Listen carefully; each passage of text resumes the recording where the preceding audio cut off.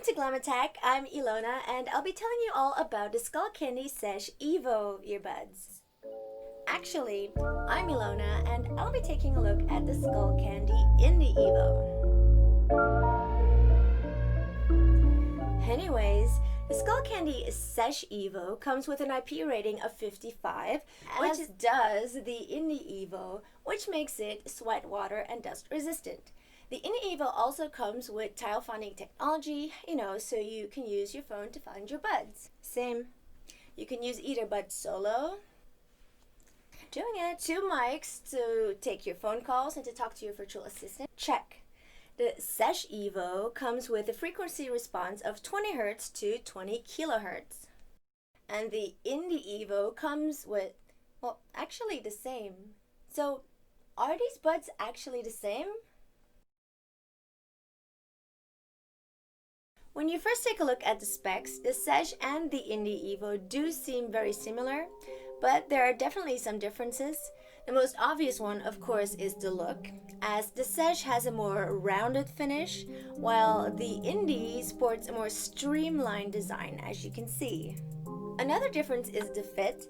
I have to say, for me, the Indy Evo clearly has the better fit. Skullcandy actually made them slightly smaller than the first generation earbuds, so they fit your ears more comfortably. And they also come with this little protrusion on top. You can slide it underneath this part of your ear, and that helps to keep them from falling out. Now, when we look at the Sesh Evo, at least for me, it constantly feels like it's almost about to fall out. But that could just be me because, everyone's ears are different, so maybe for someone else, it's actually the perfect fit. Now, of course, the fit is important when it comes to earphones, but even more important is, of course, the audio quality. If I compare the Sesh to the Indy, I have to say that I enjoy the sound of the Indy more. It's richer and fuller compared to the audio that the Sesh has to offer. That's not to say that the Sesh is terrible, but if I had to choose, I'd definitely go for the Indy.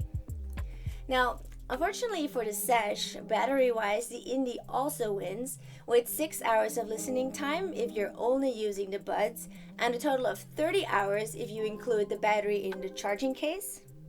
The Sesh Evo, on the other hand, offers like 5 hours of listening time with only the buds, and if you have the case with you, you get a total of 24 hours of listening time. Something both earbuds do actually have in common battery-wise is the rapid charging feature. You can charge both of them for 10 minutes to get an extra 2 hours of playtime. And speaking of playtime, I do actually prefer the playback controls of the Sesh Evo more. They have a more tactile feel to them, and it actually feels like you're pressing a button, whereas with the Indy Evo, it's a capacitive button, so sometimes you don't actually know if you did anything, and it gets awkward sometimes. But that might just be me. In any case, you can use the buttons on the side of the buds for multiple tasks, depending on how long and how often you tap the buds. So you can use it for pause and play, to adjust the volume, to summon your virtual assistant, etc., etc. Now, one last feature that sets the Indy apart from the Sesh is the included Ambient Mode, so you can hear more of your surroundings. Unfortunately, the Sesh doesn't have one, but that does mean that the Sesh is more affordable than the Indy. At the moment, you can buy the Sesh Evo for $59.99, but if you want the extra features of the Indy, it'll cost you about $79.99. So that's it for our battle between the Sesh and the Indy. If you want to see more interesting tech, definitely check out glamattech.com. And actually, if you're more into headphones and not so much a fan of the earphones, we recently did a review about the Skullcandy Crusher Evo, so you can check that out on our YouTube channel. And also, you can definitely follow us on Facebook and Twitter. See you next time.